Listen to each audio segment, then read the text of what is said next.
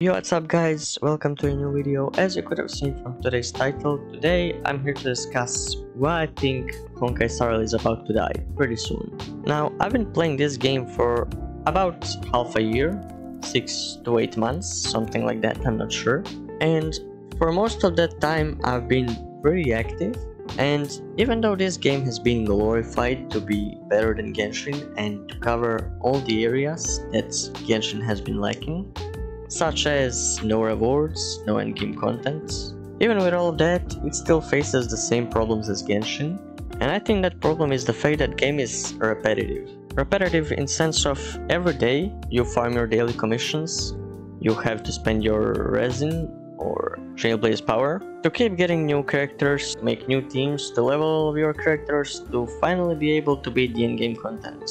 And this process takes a really long time, especially if you're free to play, since I've been playing for half a year, and sure, I could have sped this up had I just started spending my Trailblaze fuel or whatever it's called, but still, this should be like just a month of Trailblaze power. I've been collecting it for 8 months, and I'm still not at the point where I can beat the endgame contents, even the specific one that my team is built for, which would be Forgotten Hall, because I use destruction type characters in pretty much all of my teams, and I'm still unable to beat this. Now, aside from that, I think another annoying constant is the fact that your favorite characters basically get replaced all the time. Meta keeps getting more difficult because they are putting the new and stronger characters in the game, which they have to, because if the characters are not good, well, nobody's gonna pull for them. And because the characters are stronger, they have to make Forgotten Hall and the endgame content way stronger, which leaves most of your favorite characters behind. As my top example being Lady, which was good on its release, but now is probably one of the worst 5-star characters.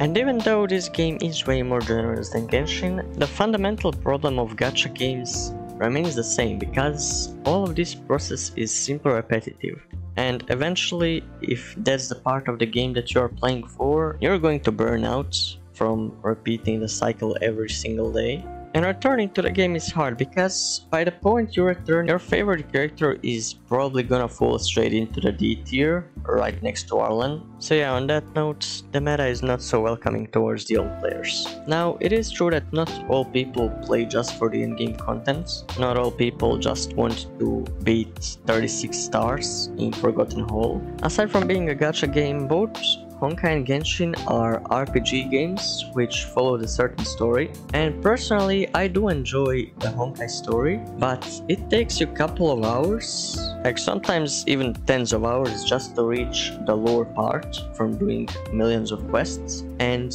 well, from all that you collect of that lore, you could basically put it in 20-minute episodes. So it's basically like watching an anime, but you don't get an episode every week. You actually have to wait 1 or 2 months to continue the story, and you'll have to do some questline every single time to be able to finish it. Now, all of these things basically lead to the same answer, and that's repetitiveness and time consumption. Now, there's another point of Honkai's downfall that does not include neither time consumption nor repetitiveness, and that's solely the fact that they refuse to let your characters jump. The lack of physics for your characters to lift themselves from the ground. And of course, the very reason behind it.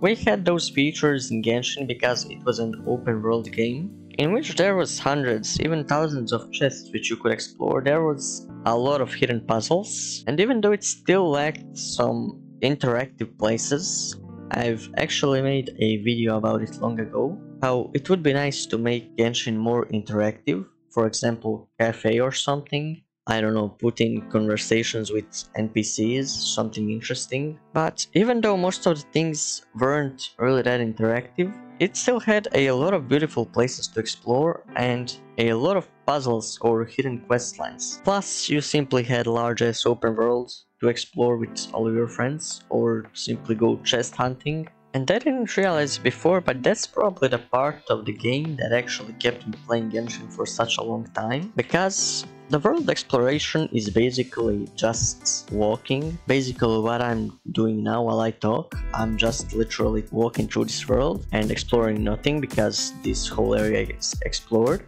But in Genshin there was actually a depth to the worlds that would actually keep you exploring, actually keep you playing. While in Honkai there is none of that freedom of exploration, and there's not even any joy in fighting any entities you see while walking through the map. Like for real, the only time I felt happy while fighting overworld's enemies was when I first got Acheron and realized I can just do this, keep clicking the button and they would get insta-kill. But I don't really find this to be as amusing as to jumping with the claymore on a bunch of hilichurls, doing all the elemental reactions in the game.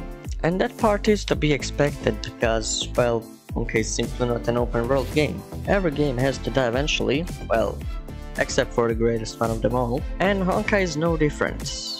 In my eyes, what killed it is simply the everyday repetitiveness of grinding each and every day, basically the same things over and over again. And even though we do get a bunch of shiny characters, they just keep releasing them, keep us grinding for them. Personally, spending so much time on those quest lines to get 30 stellar jades just doesn't hit that hard anymore. For me, this is the turning point of Star Rail, the point where I just turn and walk away. This half a year has been fun, but eventually everything has to end. I'll probably dish out 1 or 2 more videos from Star Rail before I figure out what to base my content around on next. So yeah, hopefully I'll see you in the next video about something other than Star Rail.